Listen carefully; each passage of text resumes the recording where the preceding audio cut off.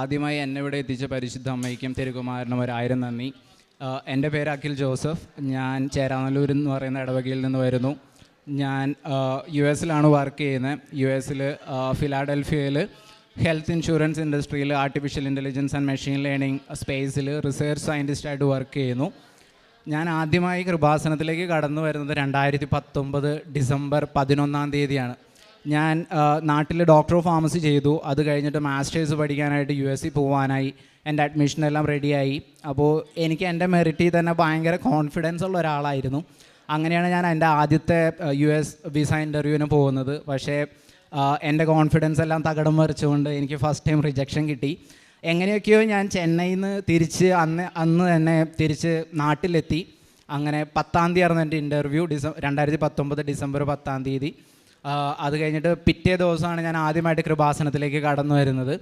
ഇവിടെ വന്ന് ഞാൻ ആദ്യമായിട്ട് ഉടമ്പടി എടുക്കാൻ നിൽക്കുമ്പോൾ അതിനു മുമ്പേ എനിക്ക് വിസ കിട്ടുന്നതിന് മുമ്പ് തന്നെ ഡിസംബർ 26 പോകാനായിട്ട് ഞാൻ ടിക്കറ്റെല്ലാം ബുക്ക് ചെയ്തിരുന്നു. അതെല്ലാം ഒരു ദൈവ നിയോഗമായിട്ട് ഞാൻ ഇപ്പോൾ മനസ്സിലാക്കുന്നു. കാരണം അന്ന് വന്നപ്പോൾ എനിക്ക് ഉടമ്പടി എടുക്കാൻ പറ്റിയതെല്ലാം ആ ഒരു ടിക്കറ്റ് ഞാൻ നേരത്തെ ബുക്ക് ചെയ്തതുകൊണ്ട് മാത്രമായിരുന്നു. അങ്ങനെ ഞാൻ ഇവിടെ വന്ന് അന്ന് ആദ്യമായിട്ട് ഉടമ്പടി എടുക്കാനായിട്ട് ചെന്നു. ടിക്കറ്റ് കാണിച്ചെന്ന് ഉടമ്പടി എടുക്കാനായിട്ട് അവർ സമ്മതിച്ചു. ഞാൻ അവിടെ നിൽക്കുമ്പോൾ അന്ന് അവിടെ ലോട്ടിടുമ്പോൾ ഞാൻ മനസ്സിൽ പറഞ്ഞ് പ്രാർത്ഥിച്ചു, അമ്മയെ എൻ്റെ കൈകളിൽ എന്താണുള്ളൊരു കൃപ എനിക്ക് നൽകണം. അതിനൊരു ചോദിക്കുമ്പോൾ തന്നെ ഉത്തരം അല്ലെങ്കിൽ മറുപടി എന്ന് പറയുന്ന പോലെ എനിക്ക് മാതാവെന്ന് എഴുതിയ ലോട്ട് കിട്ടി.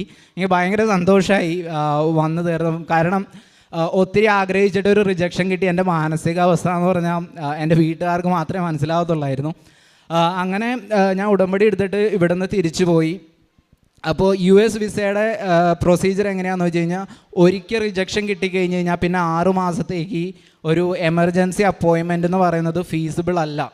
ഞാൻ US കോൺസുലേറ്റിന് മെയിൽ അയച്ചു. എൻ്റെ ക്ലാസ് ജാനുവരി 4 തുടങ്ങും. എൻ്റെ ഫസ്റ്റ് ടൈം റിജക്ഷനായി എനിക്ക് വിസ കിട്ടാനായിട്ട് അല്ലെങ്കിൽ ഒരു അപ്പോയിൻമെൻറ്റ് കിട്ടാനായിട്ട് എന്തെങ്കിലും വഴിയുണ്ടോ എന്ന് ചോദിച്ച് ചെന്നൈ കോൺസുലേറ്റിൽ മെയിൽ അയച്ചു.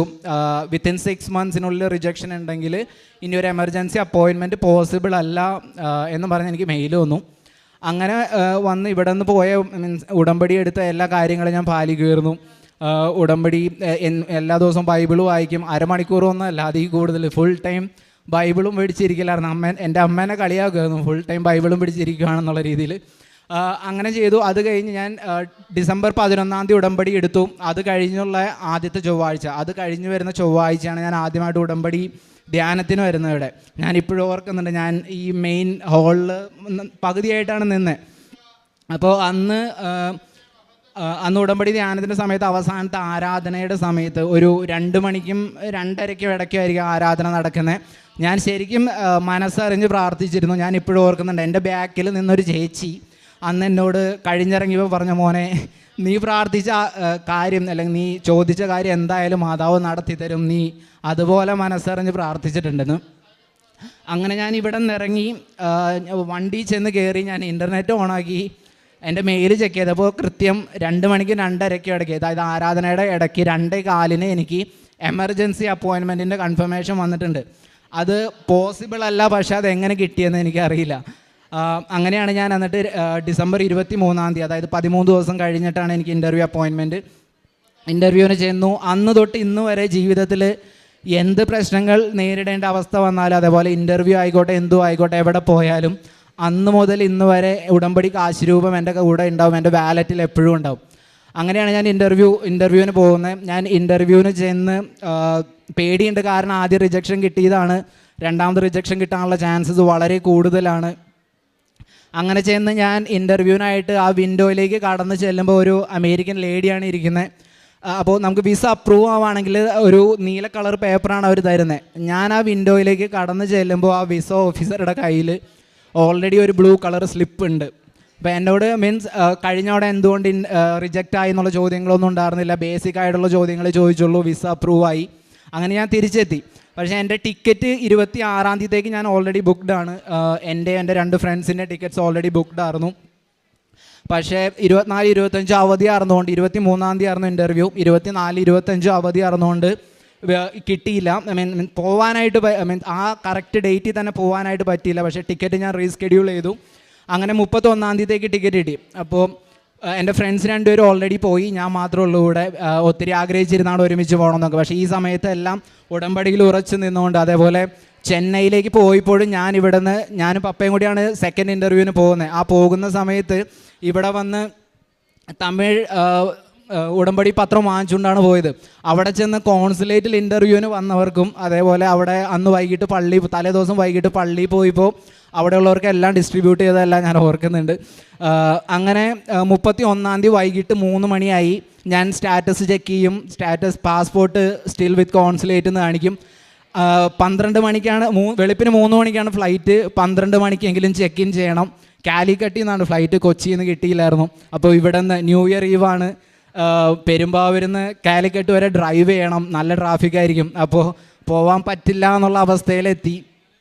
അങ്ങനെ ഇരിക്കാതെ അപ്പോൾ ഞാൻ വീണ്ടും റൂമൊക്കെ അടച്ച് റൂമിൻ്റെ അകത്തിരുന്ന് ഉടമ്പടി ഒരു ധ്യാനം കൂടി പ്രാർത്ഥിച്ചു. ഞാൻ 3:45 എൻ്റെ ഫോൺ എടുത്ത് സ്റ്റാറ്റസ് ചെക്ക് ചെയ്തപ്പോൾ പാസ്പോർട്ട് റെഡി ഫോർ കളക്ഷൻ ആയി അതിൻ്റെ സ്റ്റാറ്റസ്. ഞാനപ്പോൾ തന്നെ എൻ്റെ ഫ്രണ്ടിനെ വിളിച്ചു. അവൻ ചെന്നൈയിൽ വർക്ക് ചെയ്യുന്നുണ്ടായിരുന്നു. അവനെ വിളിച്ച് ഞാൻ പറഞ്ഞു, നീ എനിക്കൊരു ഹെൽപ്പ് ചെയ്യണം, നീ കോൺസുലേറ്റിൽ പോയി ഇത് കളക്ട് ചെയ്യണം.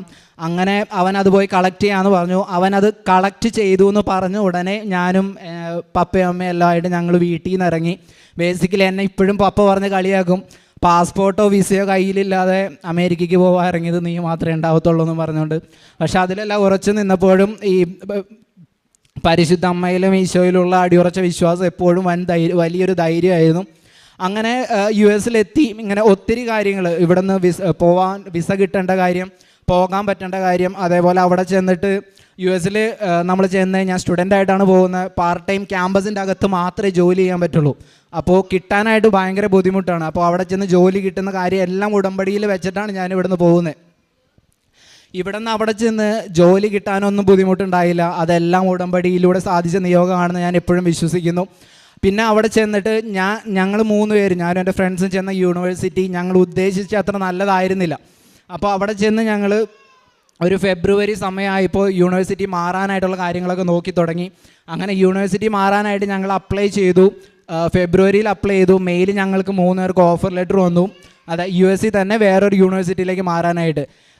$10,000 സ്കോളർഷിപ്പോടുകൂടി, അതായത് ഇന്ത്യൻ മണി ഏകദേശം ഒരു 8 ലക്ഷം രൂപ സ്കോളർഷിപ്പോടുകൂടി പുതിയ യൂണിവേഴ്സിറ്റിയിൽ പഠിക്കാൻ പോകാനായിട്ടുള്ള ഓഫർ ലെറ്റർ വന്നു.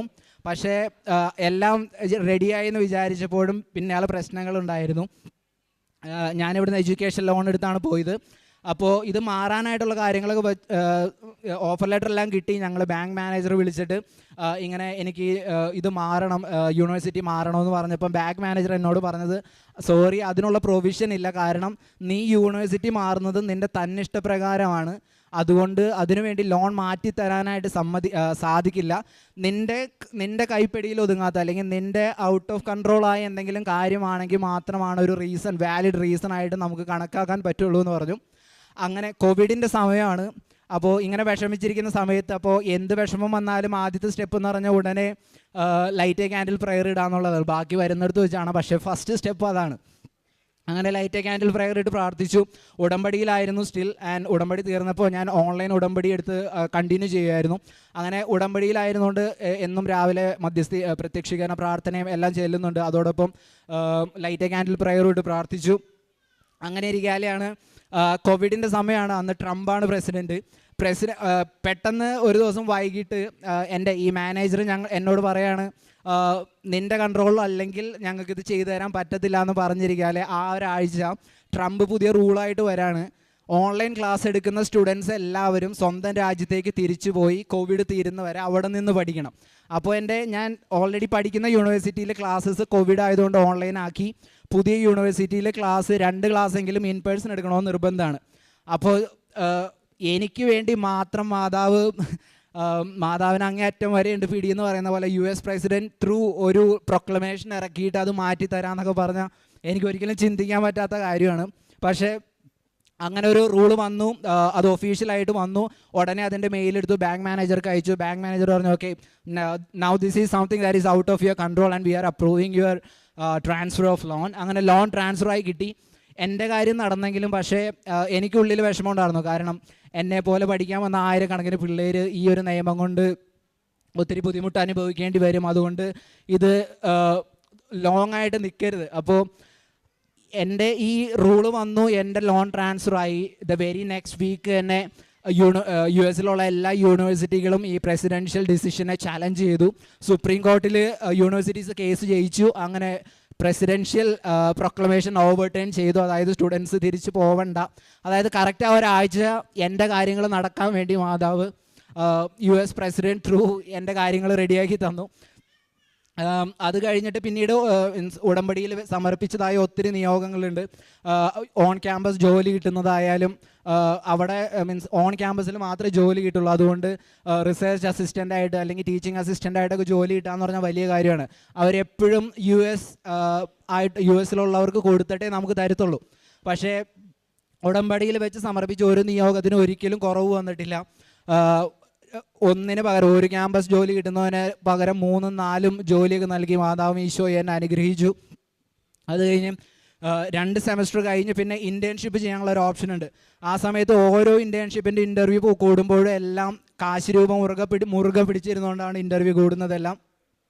എനിക്കിപ്പോഴും കോൺഫിഡൻസോടെ പറയാം, അന്ന് മുതൽ, അതായത് ആദ്യമായിട്ട് കാശ് രൂപം പിടിച്ചുകൊണ്ട് ഞാൻ ചെന്നൈ കോൺസുലേറ്റിൽ ഇൻ്റർവ്യൂവിന് പോയ അന്ന് മുതൽ ഇന്ന് വരെ അറ്റൻഡ് ചെയ്തിട്ടുള്ള ഒരു ഇൻ്റർവ്യൂ, കാശ് രൂപം പിടിച്ച് അറ്റൻഡ് ചെയ്തിട്ടുള്ള ഒരു ഇൻ്റർവ്യൂവിലും എനിക്ക് തോൽവി എന്താണെന്ന് ഞാൻ അറിഞ്ഞിട്ടില്ല. അത് എൻ്റെ കഴിവ് കൊണ്ടല്ലെന്ന് എനിക്ക് 100% ഉറപ്പ് ബോധ്യമുണ്ട്.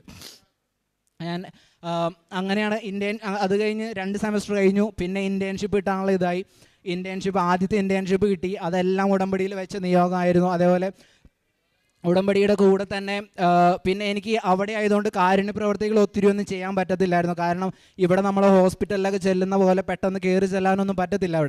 അവിടെ വിസിറ്റേഴ്സ് ടാഗ് വേണം, അതും റിലേറ്റഡ് ആയിട്ടുള്ളവരെ മാത്രമേ അവരകത്തേക്ക് കയറ്റി വിടത്തുള്ളൂ. അങ്ങനെ ഒത്തിരി പ്രശ്നങ്ങളുണ്ട്. അങ്ങനെ ഞാൻ നോക്കുമ്പോൾ എനിക്ക് ചെയ്യാൻ പറ്റുന്ന ഒരു കാര്യം എന്ന് പറഞ്ഞാൽ അങ്ങോട്ട് പഠിക്കാൻ വരുന്ന കുട്ടികൾക്കായിട്ട് അവർക്ക് ഇവിടെ ഒരു കൺസൾട്ടൻസി പോയി കഴിഞ്ഞാൽ 25,000 50,000 ചാർജ് വാങ്ങുന്ന മീൻസ് കാര്യങ്ങൾ എങ്ങനെ ചെയ്യണമെന്ന് പറഞ്ഞു കൊടുക്കാനായിട്ട് എനിക്ക് പറ്റുമായിരുന്നു. അങ്ങനെ എന്നെ റീച്ച് ഔട്ട് ചെയ്യുന്ന ഒരാളെ പോലും ഞാൻ സഹായിക്കാതിരുന്നിട്ടില്ല. അതൊരു കാരുണ്യ പ്രവർത്തനമായിട്ട് ഞാൻ കരുതുന്നു. എന്നെക്കൊണ്ട് പറ്റുന്ന രീതിയിൽ അതെല്ലാം ഞാൻ ഭംഗിയായിട്ട് നിർവഹിച്ചിട്ടുണ്ട്. അത് കഴിഞ്ഞിട്ട് അങ്ങനെ ഇൻറ്റേൺഷിപ്പ് കിട്ടി. പിന്നെ മൂന്നാമത്തെ സെമസ്റ്റർ ഫുൾ ഇൻറ്റേൺഷിപ്പ് കിട്ടി. അത് കഴിഞ്ഞിട്ട് 4ാമത്തെ സെമസ്റ്ററിലേക്ക് അത് കണ്ടിന്യൂ ചെയ്യാനായിട്ട് ഒരു ഇത് വേണമായിരുന്നു, കണ്ടിന്യൂറ്റി കിട്ടണമായിരുന്നു.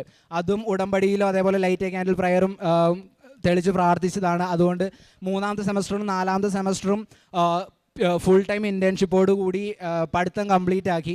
അങ്ങനെ പഠിത്തമൊക്കെ കഴിഞ്ഞിരിക്കുന്ന സമയത്താണ് ജോലിക്ക് അപ്ലൈ ചെയ്യുന്നത് വന്നു. അപ്പോൾ US ജോലി കിട്ടാന്ന് പറഞ്ഞാൽ ഭയങ്കര പാടെന്ന് പറഞ്ഞു കഴിഞ്ഞാൽ നമ്മൾ ഒരു ഫോറിൻ ടാലൻറ്റിനെ US കമ്പനീസ് ഹയർ ചെയ്യണമെങ്കിൽ അവർക്ക് ആ സെയിം പൊസിഷൻ ഫില്ല് ചെയ്യാനായിട്ട് US ഒരാളെ കിട്ടുന്നില്ല എന്ന് അവർ പ്രൂവ് ചെയ്യണം. അതുകൊണ്ട് പിന്നെ ഒരു ഫോറിൻ ടാലൻറ്റിന് വർക്ക് വിസ സ്പോൺസർ ചെയ്യുക എന്ന് പറഞ്ഞു കഴിഞ്ഞാൽ അറൗണ്ട് ഒരു 8,000 to 15,000 ആ റേഞ്ചിൽ വരുന്ന അത്രയും ചിലവുണ്ട് ഒരു കമ്പനിക്ക് ഒരാളെ സ്പോൺസർ ചെയ്യാനായിട്ട്. അതുകൊണ്ട് നമ്മൾ ജോലിക്ക് അപ്ലൈ ചെയ്യുമ്പോൾ ഒരു ക്വസ്റ്റ്യൻ ഉണ്ട്, now or in the future will you require sponsorship. അത് നമ്മൾ ഇട്ട് കഴിഞ്ഞാൽ 1000 ജോലിക്ക് അപ്ലൈ ചെയ്താൽ 10 പോലും റിപ്ലൈ വരത്തില്ല. അങ്ങനത്തെ ഒരു സിറ്റുവേഷനിൽ നിന്ന് ആ സമയത്തെല്ലാം ഞാൻ ഉടമ്പടി ഓൺലൈൻ പുതുക്കുന്ന സമയമായിരുന്നു. ഓൺലൈൻ ഉടമ്പടി പുതുക്കി പ്രാർത്ഥിച്ചു. അതേപോലെ ഏത് ഇൻ്റർവ്യൂവിന് അറ്റൻഡ് ചെയ്താലും ഉടമ്പടി കാശ് രൂപം കൈ പിടിച്ചാണ് എല്ലാ ഇൻ്റർവ്യൂവിനും ഇരിക്കുന്നത്. അങ്ങനെ ഞാൻ ഞാൻ റിസർച്ച് സയൻറ്റിസ്റ്റായിട്ട് ഇപ്പോൾ ജോലി ചെയ്യുന്നതിൻ്റെ പൊസിഷൻ എനിക്ക് ജോലി കിട്ടാനായിട്ട് 5 ഇൻ്റർവ്യൂ ഉണ്ടായിരുന്നു. 5 ഇൻ്റർവ്യൂസും ഉടമ്പടി കാശ് രൂപം കൈ പിടിച്ച് തന്നെയാണ് ഞാൻ അറ്റൻഡ് ചെയ്തത്. അത് ഞാനിപ്പോൾ ചെയ്യുന്ന ജോലി, അതായത് എൻ്റെ ടീമിൽ 12 പേരുണ്ട്. 12 പേരിൽ 11 പേരും US സിറ്റിസൺസ് ആണ്. 12 പേരിൽ 10 പേരും US സിറ്റിസൺസ് ആണ്. ഒരാൾ മാത്രമാണ്, ഞങ്ങൾ വേറെ 2 പേര് ഇന്ത്യക്കാർ. ഞങ്ങൾ 2 പേരും മാത്രമാണ് മാസ്റ്റേഴ്സ് ഉള്ളവരുള്ളൂ. ബാക്കി 12 പേരിൽ 10 പേരും US PhD ചെയ്ത ആ പൊസിഷനിൽ വർക്ക് ചെയ്യുന്നതാണ്. അതുകൊണ്ട് എനിക്ക് എവിടെയും വിളിച്ച് പറയാൻ പറ്റും, എൻ്റെ കഴിവ് കൊണ്ടല്ല, ഒരിക്കലും എൻ്റെ കഴിവ് കൊണ്ടല്ല, കർത്താവിൻ്റെ കൃപയാൽ മാത്രമാണ്, പരിശുദ്ധ അമ്മയുടെ അനന്തമായ കാരുണ്യത്താൽ ഇതുകൊണ്ട് മാത്രം എനിക്ക് ലഭിച്ച ജോലിയാണ്. അതേപോലെ ജോലി ലഭിക്കുന്ന സമയത്ത് എനിക്ക് ഒത്തിരി കൺഫ്യൂഷൻസ് ഉണ്ടായിരുന്നു. 3-4 ഓഫേഴ്സ് ഉണ്ടായിരുന്നു. അപ്പോൾ ഇതിൽ നിന്ന് ഏത് ചൂസ് ചെയ്യണം, അല്ലെങ്കിൽ ഏതാണ് ഭാവിയിലേക്ക് നല്ലത്? ഫൈനാൻഷ്യൽ കാര്യങ്ങൾ മാത്രം നോക്കിയാൽ പോരാ, വിസ സ്പോൺസർഷിപ്പ് നോക്കണം. അതിലുപരി കർത്താവ് അല്ലെങ്കിൽ ദൈവം ഏതാണ് ആഗ്രഹിക്കുന്നത് എന്ന് എനിക്കറിയില്ലായിരുന്നു. അപ്പോൾ ആ സമയത്തെല്ലാം ലൈറ്റ് ക്യാൻഡിലിട്ട് പ്രാർത്ഥിച്ചു. അങ്ങനെ ഞാൻ ഒരു ദിവസം ലൈറ്റ് ക്യാൻഡിലിട്ട് പ്രാർത്ഥിച്ചിട്ട് അന്ന് വൈകിട്ടത്തെ പ്രാർത്ഥന, ഉടമ്പടി പ്രാർത്ഥന കഴിഞ്ഞ സമയത്ത് എന്നോട് ഉള്ളിൽ ആരോ പറയുകയാണ്, നീ ബൈബിൾ എടുത്ത് വായിക്കി, നീ ബൈബിൾ എടുത്ത് വായിക്കും, നിൻ്റെ കൺഫ്യൂഷൻ മാറ്റിത്തരാം. അങ്ങനെ ഞാൻ ബൈബിൾ എടുത്ത് തുറന്ന് വായിച്ചു. എനിക്ക് നെഹമിയ 7 കിട്ടി. ഞാൻ വായിച്ചു തുടങ്ങി. കുറേ സംഖ്യകൾ ഇങ്ങനെ കുറേ നമ്പറുകൾ പറയുന്നുണ്ട്, എനിക്കൊന്നും മനസ്സിലാവുന്നില്ല. ഞാനത് മൊത്തം വായിച്ചു.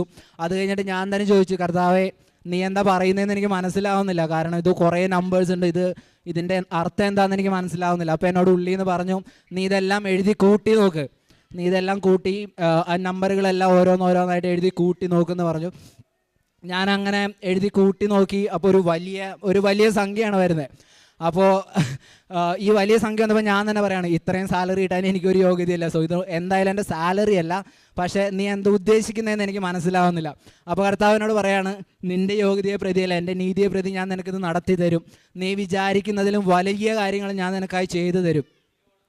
അങ്ങനെ പറഞ്ഞുകൊണ്ട് എനിക്ക് 5ാമത്തെ ഇൻ്റർവ്യൂ കഴിഞ്ഞ് ഓഫർ ലെറ്റർ വന്നപ്പോൾ വളരെ ചെറിയൊരു സംഖ്യയുടെ വ്യത്യാസത്തിൽ എനിക്ക് ആ നെഹമിയ 7 കൂട്ടുമ്പോൾ കിട്ടുന്ന നമ്പർ എത്രയാണോ അത്രയും വലിയൊരു സാലറി പാക്കേജ് എന്ന് കർത്താവും പരിശുദ്ധ മാതാവ് എന്നെ അനുഗ്രഹിച്ചു. അതോടൊപ്പം പിന്നെ ഒരു കാര്യം എന്ന് വെച്ചാൽ, പിന്നെ ഇത് കൂടാതെ ഒത്തിരി കാര്യങ്ങളുണ്ട്. ഇതിൻ്റെ ഇടയ്ക്ക് ലൈറ്റ് ക്യാൻഡിൽ പ്രയർ ത്രൂ സമർപ്പിച്ച് പ്രാർത്ഥിച്ച് ഒത്തിരി കാര്യങ്ങളുണ്ട്. അവിടെ ഓരോ ബുദ്ധിമുട്ടുകൾ വരുമ്പോഴും, അത് ഫൈനാൻഷ്യലായാലും ഒറ്റയ്ക്കാണ് താമസിക്കുന്നത്, അങ്ങനത്തെ ഒത്തിരി കാര്യങ്ങൾ. അതേപോലെ ജോലി കിട്ടി. ഞാൻ പഠിച്ചത് ഇന്ത്യാന എന്ന് പറയുന്ന സ്റ്റേറ്റിലാണ്. അവിടെ നിന്ന് ജോലി കിട്ടി ന്യൂജേഴ്സിക്ക് മൂവ് ചെയ്യുമ്പോഴും എനിക്ക് അപ്പാർട്ട്മെൻറ്റ് കിട്ടുന്നില്ല. അങ്ങനെയൊക്കെ അപ്പോഴും ലൈറ്റ് ക്യാൻഡിൽ പ്രയർ ഇട്ടാണ് പ്രാർത്ഥിക്കുന്നത് എല്ലാം. അങ്ങനെയായിട്ട് പ്രാർത്ഥിച്ച് സീറോ മലബാർ ഇടവകയുള്ള ഒരു സ്ഥലത്ത് തന്നെ എനിക്ക് അപ്പാർട്ട്മെൻറ്റ് വന്നു. ഒത്തിരി മലയാളികളുണ്ട്. അല്ലെങ്കിൽ മീൻസ് അവിടെ പോയി ഏകാന്ത ജീവിതം നയിക്കാമെന്ന് പറഞ്ഞൊരു അവസ്ഥയായേനെ അല്ലെങ്കിൽ. അപ്പോൾ ആ കാര്യങ്ങൾ, ജോലിയുടെ കാര്യങ്ങളെല്ലാം ഇവിടെ ഞാൻ എന്ന് വന്നോ അന്ന് മുതൽ ഇന്ന് ഈ നിമിഷം വരെ ഓരോ കാര്യങ്ങളിലും പരിശുദ്ധ അമ്മ ഈശോയുടെ തൃക്കരങ്ങളിൽ പിടിച്ചെന്നെ ഏൽപ്പിച്ചുന്ന വഴി നടത്തിയിട്ടുണ്ട്. ഒന്നിനും ഒരു കുറവ് വരാത്ത രീതിയിൽ എല്ലാത്തിലും ഉപരിയായി കുലുക്കി നിറച്ച് തരുമെന്ന് നേരത്തെ അച്ഛൻ പറഞ്ഞതുപോലെ കുലുക്കി നിറച്ച് തന്നെ തന്നിട്ടുണ്ട് ഓരോ കാര്യത്തിലും. അതുകൊണ്ട് എനിക്ക് കോൺഫിഡൻ്റ്ലി പറയാം, എനിക്കിവിടെ ഒന്ന് സാക്ഷ്യം പറയണമെന്ന് ഭയങ്കര ആഗ്രഹമായിരുന്നു. വേറെ ഒന്നും കൊണ്ടല്ല, ഞാനൊരു യൂത്താണ്. അപ്പോൾ ഇത്രയും പുറത്ത് പോയി ഇത്രയൊക്കെ ചെയ്തിട്ടും നമ്മുടെ വിശ്വാസത്തെ മുറുകെ പിടിച്ചുകൊണ്ട് ഈ ലോകത്തോട് ആസ് എ യൂത്ത് എനിക്ക് വിളിച്ച് പറയണം, ഓക്കെ ഇതെല്ലാം എനിക്ക് പരിശുദ്ധമ്മയുടെ മാധ്യസ്ഥത്തിലൂടെ കിട്ടിയതാണെന്ന് വിളിച്ച് പറയാനായിട്ട് ഭയങ്കര കൊതിയുണ്ടായിരുന്നു. മെയിൽ ഇവിടെ വരാനായിട്ട് നോക്കിയതാണ്, പക്ഷേ ലീവ് കിട്ടുന്നുണ്ടായിരുന്നില്ല. പക്ഷേ എല്ലാം കർത്താവ് വളരെ നന്നായി ഒരുക്കി തന്നു. അതോടൊപ്പം ഒരു ഫൈനൽ ഇതും കൂടി, കഴിഞ്ഞ ഡിസംബറിൽ എൻ്റെ അമ്മയ്ക്ക് ബ്രസ്റ്റ് ക്യാൻസർ ആണെന്ന് ഡയഗ്നോസിസ് ഉണ്ടായിരുന്നു. അപ്പോൾ ആ സമയത്ത് ഞാൻ അന്ന് അവിടെ വാഷിങ്ടൺ എന്ന് പറഞ്ഞ, അതായത് US ക്യാപിറ്റലായ വാഷിങ്ടൺ എന്ന് പറഞ്ഞ സ്ഥലത്ത് ഒരു പള്ളിയിൽ, മാതാവിൻ്റെ ഒരു പള്ളിയുണ്ട്, വലിയ പള്ളി. അവിടെ പോകാനായിട്ട് ഇറങ്ങി നിൽക്കുന്ന സമയത്താണ് എനിക്ക് ഈ കൺഫർമേഷൻ കിട്ടുന്നത്, ഇങ്ങനെ ഡയഗ്നോസ്ഡ് ആണെന്ന് പറഞ്ഞ്. അന്ന് ഞാൻ അവിടെ പോയി പ്രാർത്ഥിച്ചു, അമ്മേ ഉടമ്പടിയിൽ പുതിയ ഉടമ്പടി ഇനി പുതുക്കുമ്പോൾ ഞാൻ സമർപ്പിച്ചോളാം, പക്ഷേ എൻ്റെ അമ്മയുടെ കാര്യം നോക്കിക്കോളണം, ഞാൻ എന്ന് നാട്ടിൽ വരുന്നോ അന്ന് വന്ന് ഞാൻ നിൻ്റെ ആൾത്താരൽ കയറിയെന്ന് സാക്ഷ്യം പറഞ്ഞോളാം. അതേപോലെ പപ്പയമ്മയും ഈ പള്ളിയിൽ, അതായത് വാഷിങ്ടണിൽ ആ പള്ളിയിൽ കൊണ്ടുവന്ന് നിനക്ക് നന്ദി പറയിപ്പിച്ചോളാം എന്ന് ഞാൻ പറഞ്ഞിരുന്നതാണ്. അങ്ങനെ തന്നെ ഞാൻ ഒറ്റ കാര്യം പറഞ്ഞിട്ടുണ്ടായിരുന്നുള്ളൂ, അമ്മയുടെ മുടി പോകാനായിട്ട് ഇടവരുത്തരുത്, അതായത് കീമോതെറാപ്പി ചെയ്യേണ്ട അവസ്ഥ വരരുത്, ബട്ട് വേറെ എന്തായാലും കുഴപ്പമില്ല ഞങ്ങൾ സഹിച്ചോളാം, പക്ഷേ കീമോതെറാപ്പി ചെയ്യാനും മുടി പോകാനായിട്ട് ഇടവരുത്തരുത്. എങ്ങനെ പ്രാർത്ഥിച്ചോ അങ്ങനെ തന്നെ അമ്മയ്ക്ക് വെരി ഏർലി സ്റ്റേജ് ആയിരുന്നു. സോ ബ്രസ്റ്റ് റിമൂവൽ സർജറി വേണ്ട, ബ്രസ്റ്റ് കൺസർവേറ്റീവ് സർജറി മതി എന്ന് പറഞ്ഞു, അത് ചെയ്തു. Followed by radiation. കീമോതെറാപ്പിയുടെ ആവശ്യം ഉണ്ടായില്ല. She is completely fine and healed right now. പിന്നെ ഇത് കൂടാതെ ഒത്തിരി ഇതിൻ്റെ ഇടയ്ക്ക് ഒത്തിരി കാര്യങ്ങളുണ്ട്. ചേച്ചിക്ക് പ്രഗ്നൻസി റിലേറ്റഡ് കോംപ്ലിക്കേഷൻസ് ഉണ്ടായിരുന്നു.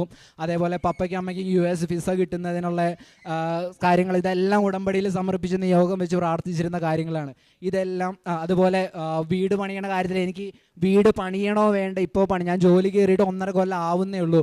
അപ്പോൾ അതിനു മുമ്പ് ഒരു വലിയൊരു ഫൈനാൻഷ്യൽ ബേർഡൻ എടുത്ത് തലയിലേക്ക് വെക്കണോ വേണ്ടേ എന്നുള്ളൊരു കൺഫ്യൂഷനൊക്കെ ഉണ്ടായിരുന്നു. ഇതെല്ലാം ഉടമ്പടിയിൽ സമർപ്പിച്ചും അതേപോലെ തന്നെ ലൈറ്റ് ക്യാൻഡിൽ പ്രയർ ഇട്ടും ഇതിലെല്ലാം ഉപരി എന്ത് സങ്കടം വന്നാലും പരിശുദ്ധ അമ്മയോട് ഞാൻ ഡയറക്റ്റായിട്ടിരുന്ന് പറയും. റൂമിലിരുന്ന് ഒരു അമ്മയും മോനും സംസാരിക്കുന്ന പോലെ ഇരുന്ന് സംസാരിച്ച് പറയും, ഇതൊക്കെയാണ് എൻ്റെ പ്രശ്നങ്ങൾ, നിനക്കറിയില്ലാത്തതൊന്നുമല്ല, പക്ഷേ എനിക്കറിയാം നീ വഴി കാണുന്നു, പക്ഷേ ഞാൻ കടന്നു പോകുന്ന സിറ്റുവേഷൻസ് ഇതൊക്കെയാണ്, എനിക്ക് പറയാൻ വേറെ ആരുമില്ല, നിന്നോട് മാത്രമേ ഓപ്പണായിട്ട് പറയാൻ പറ്റത്തുള്ളൂ.